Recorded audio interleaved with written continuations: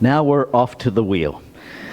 And I haven't gotten any more questions, so we're just going to leave this one blank, and if it lands there, we'll see if there's a question alive in the room.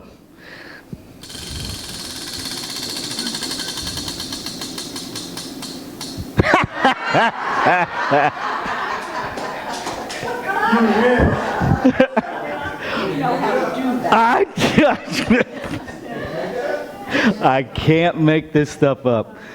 So does anybody have a question? Lay it on me. I have mixed emotions about the 12 steps and my understanding of them with relation to religious science. When I've attended some of them, both Al-Anon and the others, and I find that they have a sense of you're powerless, and it just comes across real Christian, like. Okay, so what question do you have about that? Because I get all that, but how do we put that in a question? How we put that in a question is, how does it relate to Ernest Holmes' teaching? Perfect. Perfect, thank you. All right, so I will take that into our time of meditation, and I will address that in our talk, because that actually fits in beautifully today. Oh, gee, thanks. That's how it works. All right. Let's take a breath together.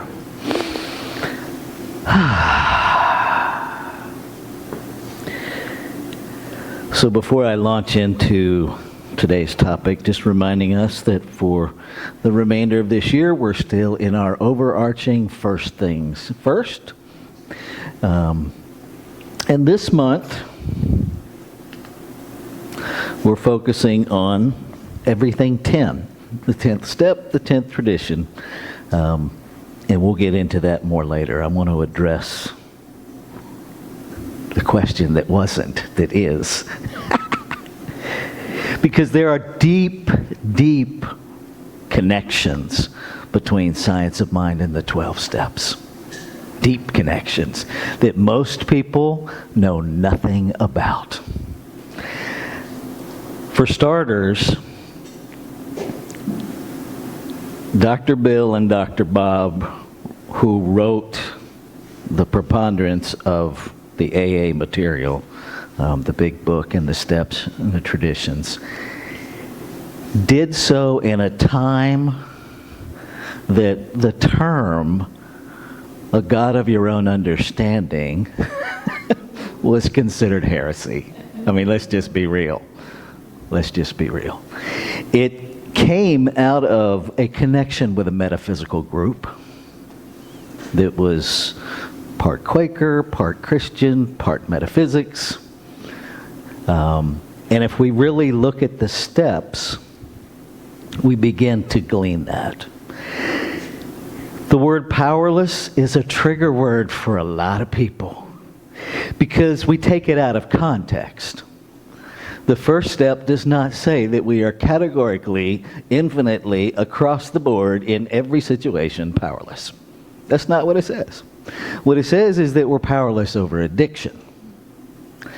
Addiction being defined as the repeating of a behavior that has observable, measurable, predictable negative consequences.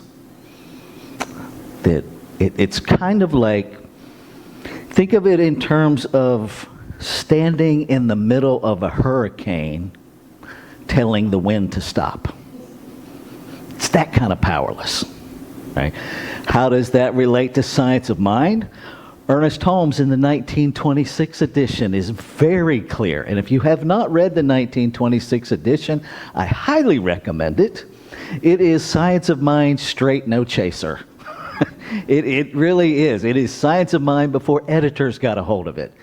And it's much more simple and direct than the later writings that have nuances from editors. But Ernest Holmes says this: we as humans create nothing. Nothing. We use creation. We set consciousness in motion, after which we have zero control. That's the powerlessness that the 12 steps is talking about. Once consciousness is moved, the activity of law takes over, and we don't have a say in what law does. What we get back is a reflection of what was actually in our belief system, whether we were aware of it or not, thus the phrase hidden beliefs, right? Because your words might be saying one thing, but your belief system is saying something else. What's going to manifest is your belief system. And then you get to sit with that. That's the whole teaching symbol that Ernest Holmes did. It begins in thought, it moves into law, and it's manifested.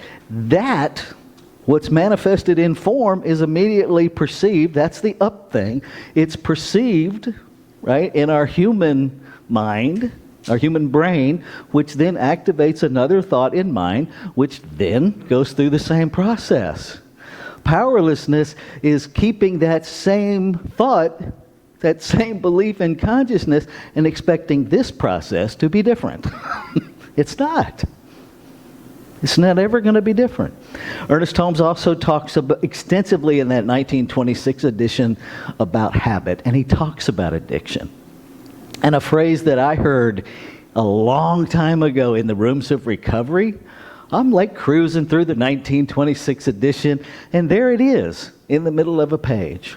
First, the man takes a drink, then the drink takes a drink, then the drink takes the man. And I was like, what? I mean, I have goosebumps now just to... Now, did that phrase come from Ernest Holmes and go to 12 Step? Did he hear it in 12 Steps and write it in the book? I don't know. Don't care. What I see is the interconnectedness of it. The ties also go back to Emma Curtis Hopkins.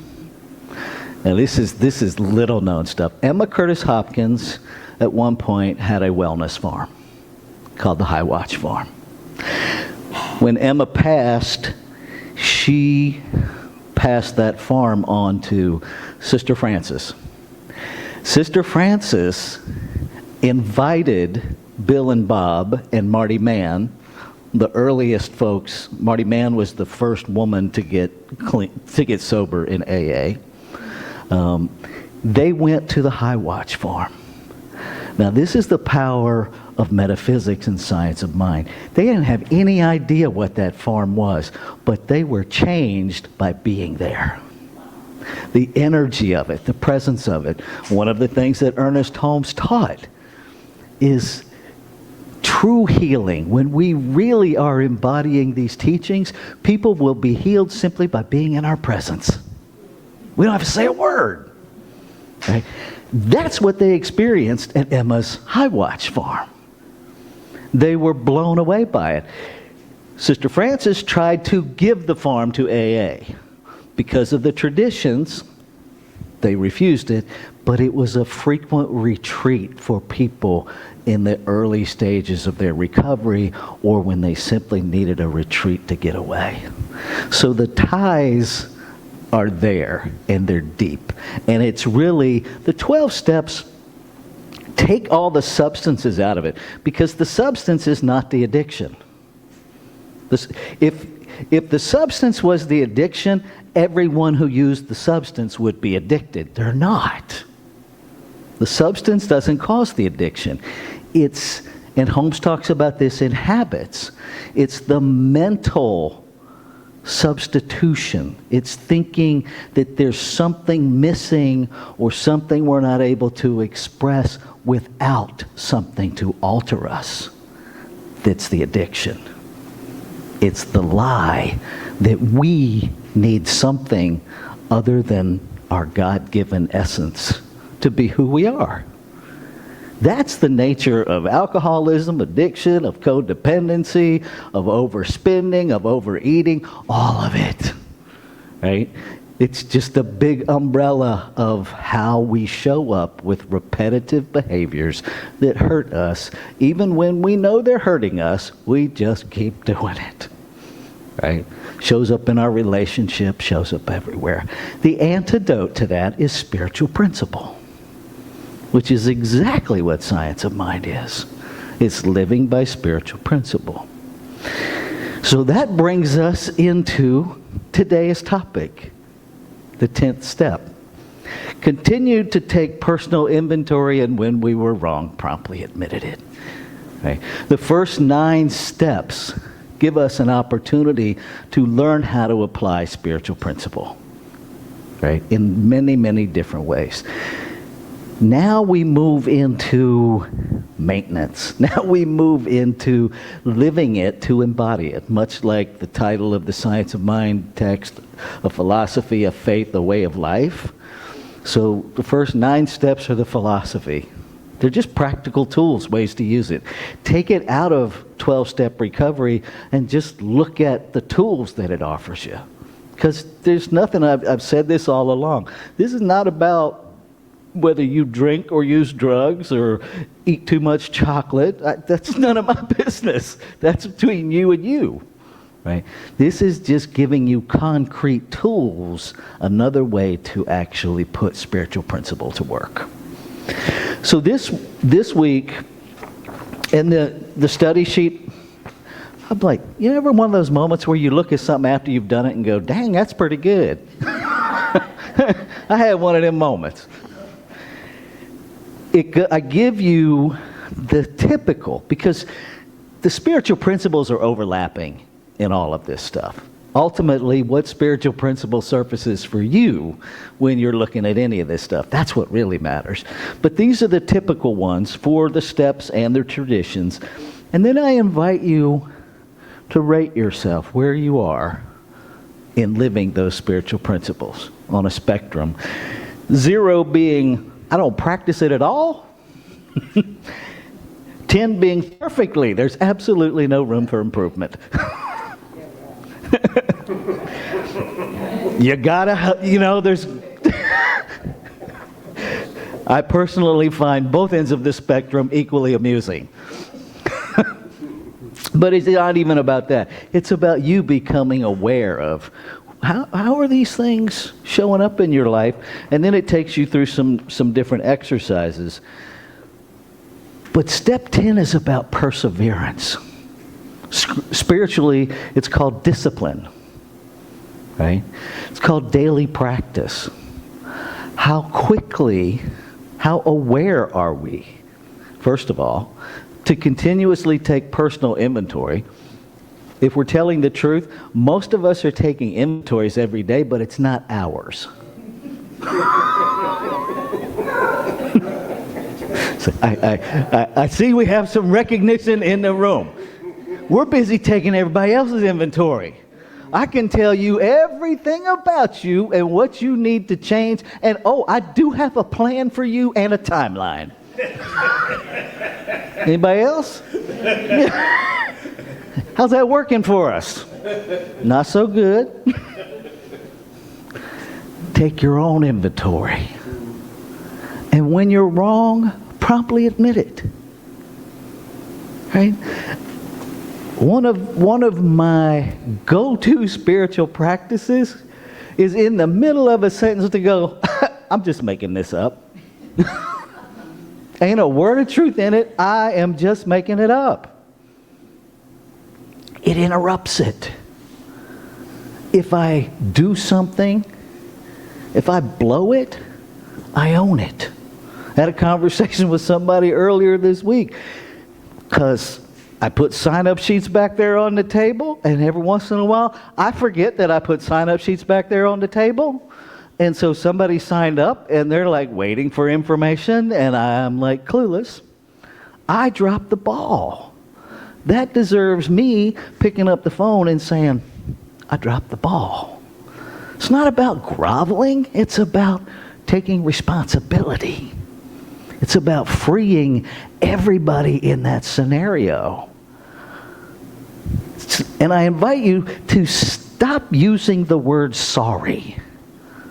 Amen. Stop it. Because you're not sorry.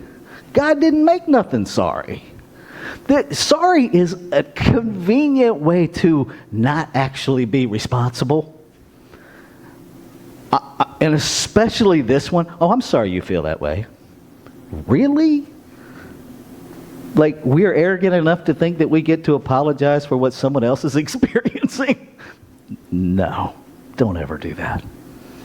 Right? Own your stuff. Thank you for reaching out because I dropped the ball. I completely forgot that I even put sign-up sheets back there, so I didn't check them, so I didn't follow up with you. That's not fair to you. Thank you for reaching out. I'll do better. Nowhere in there is "I'm sorry" necessary. It dilutes the process. Take time to articulate what you're really taking responsibility for. Right? That requires us to take our own inventory. Where was the misstep? What did you actually do wrong? Right? It's a spiritual practice. And it's a beautiful spiritual practice. And everybody gets freed in the process. Everybody. You don't have to walk around in guilt and shame and blame. You're no longer affirming the lie of how sorry you are, because you're not. You're a brilliant, bright light of the divine. And sometimes we make a mistake. And there are varying degrees of mistakes. Ownership is the bottom line. It's the R word. Take responsibility. And then be willing to listen to what that other person has to say. That goes back to making amends. Right? We own our part, and then we listen to their experience of us. And sometimes that's hard. Sometimes it's challenging to sit respectfully and open-mindedly and hear what other people think about us. And then I invite you, as a spiritual practice of inventory, to ask yourself honestly, is there a grain of truth in what they're saying? Even a grain of truth. 99.999999999% of it can be off base. Is there one grain of truth there for you? Because that's the gift they're offering you. And the gift you're offering yourself is being willing to listen. Right? Nothing is solved by pointing fingers. And if you need an example of that, check our government right now. Okay? We're busy pointing fingers. Nothing is getting solved. Nothing. And so what if we up anchor from our position and actually have a conversation? That's spiritual principle in action. That's letting a divine wisdom that we're not yet aware of surface. That's what these steps and traditions are about. They're just a different way to look at how to apply spiritual principle. That's all it is. That's all it is. Now, if something's coming up for you about a habit you have, right? If you got a habit that's pushing back against this whole 12-step thing, perhaps pay attention to that. Perhaps. I don't know. It's something that we each have to wrestle with. But what I do know is that you can practice these 12 steps and 12 traditions every day for the rest of your life, and it will not hurt you. No harm will come to you by applying spiritual principle to your life. It just won't. And I'll close with this. If you want a really good book written by a science of mind minister who is also in recovery, I highly recommend Reverend Dr. Georgia Prescott's book, Powerless or Powerful. And it is her experience with the 12 steps, because it's something, just because language is a challenge, right? And then explore your experience with words, right? When you hear the word powerless, what comes up for you? Do a personal inventory on the word powerless. What's the objection to it, right? Am I even understanding it the way the word is meant? I look up words all the time, because what I realize is that I live on planet Earth with other people who misconstrue and misdefine words all the time. So I have to go back and, does that word actually mean that? And look, when you can look up a word in the dictionary and it's got 20 different meanings, who's to say 21 is the wrong one? I'm just saying. I mean, every year. Did you know that every year the dictionary is updated? Oh, yeah. Yeah. New words are added. Old words are taken out. New meanings are added. No wonder English language is hard for people to learn. We keep changing it at our whim. Okay. I mean, once upon a time, bully meant good fellow. Now it does not. Now there are campaigns against it. So, what does it mean to you is ultimately what matters. When you hear the words, what comes alive in you? Is it openness, or is it resistance? Do you hear, it's like that moment before the tornado hits where people are running in the house, closing everything up. Is that what you hear inside yourself when you read a certain word? If it is, what's up with that? It's just a word, but it's not. It's a belief system. And what we resist persists. It's just that simple. And so you deserve your own time and attention to start unraveling that stuff. What's all that slamming things shut? What are you protecting? Right? Who would you be without that belief? If you strip everything away that you've ever been told about you, who's left? That's the nugget. Because that's the truth of you, and you already know who that is. You just have to be willing to excavate. All right? And I really am going to close up with this. If you've never experienced an archaeological dig, they're amazing, and you are an archaeological dig. And those start off with bulldozers, moving stuff off the top, huge stuff, right? And we've all done that. We've all moved the big stuff out of the way.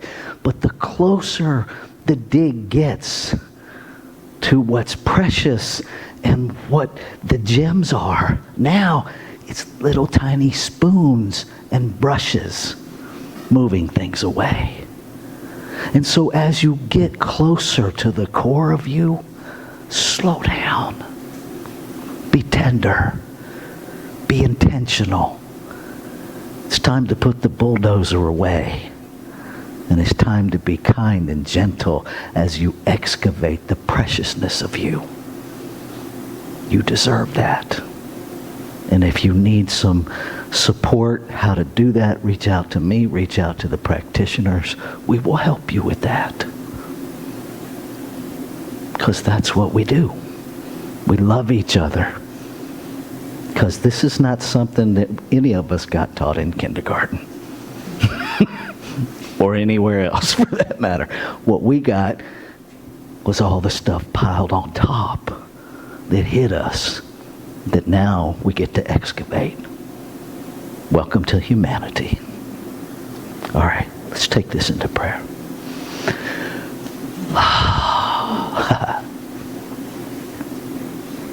The breath of life is breathing itself. One source, one substance, one activity, many expressions. This one has no name and yet is referred to by many names. Love, peace, power, presence, God, the infinite, the great mystery, the mystic, expressing itself in individualized forms, yet never separate from itself. I am that in form. And what is true of me is true of all form, all life, all people, places, things. Everything is the infinite expressing in form. Never exhausted or used up or depleted in any way by the multiplicity of expression, but rather energized and enhanced and expanded. And so I simply recognize, claim, and affirm that the truth of being is simply waiting patiently with no agenda to be excavated, to be seen, and that each expression of it is empowered to access itself, in itself, as itself, through itself. That is the place within where no harm has ever come and can come. It is that place within that evil cannot touch. That is the resilience of life itself. And so I know that everything unlike that is on the surface waiting to be removed. Tenderly, gently. And so I simply claim and affirm that there is that awareness, that desire, that strength within each and every expression of life to excavate itself, to embrace itself, to embody itself. And I celebrate that it's already done, already received in the activity of law, already made manifest in whatever magnificent ways infinite intelligence manifests. And so I release all of my expectations. I release all of the pictures of how law is supposed to manifest so that I can see how it has manifested. I open my eyes. I open my ears. I open my heart to see God, life, everywhere, in everyone, at every moment, all the time. Ashe. Shalom. Aho. Amin. Amen. And so it is.